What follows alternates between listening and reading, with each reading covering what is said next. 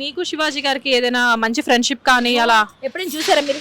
అసలు నేను ఎప్పుడు ఆయనతో మాట్లాడలేదండి అంటే ఇంతవరకు. మీరిద్దరు యాక్టర్సే కదా? నో నో ఆయన ఎప్పుడో ఆయన నటించే సినిమా ఏదో అహో బ్రహ్మ ఓహో శిష్య టైంలో కొత్తలో నేను వచ్చాను అప్పుడే. అప్పుడు నాకు వచ్చి కొంచెం రోజులు అయిందేమో, కానీ ఆయనతో అప్పుడే చూసాను నేను ఆయన అక్కడ సెట్లో. అంతవరకు శివాజీ గారు నేను పెద్దగా ఎప్పుడు డైరెక్ట్ చూసింది లేదు, సెట్లో చూసా. అది కూడా నానక్రామ్గూడ స్టూడియోలో చూసా, అంతవరకు ఆయన ఎప్పుడూ మాట్లాడలే. ఎక్కడైనా ఓట్ల ఎలక్షన్లో వచ్చేప్పుడు ఓటు వేయడం కదా హాయ్ అమ్మ అంటారు, వెళ్ళిపోతారు. ఎప్పుడు ఆయనతో నేను మాట్లాడలే, ఎప్పుడు ఆయన ఫోన్ చేయలే. మీరు కావాలంటే నా ఫోన్ ఇస్తా, నా రికార్డులు తీసుకోండి, నాకు అలవాటు లేదు. నేను మొన్న మాట్లాడారా అంటే మొన్న నేను ఫోన్ చేశా.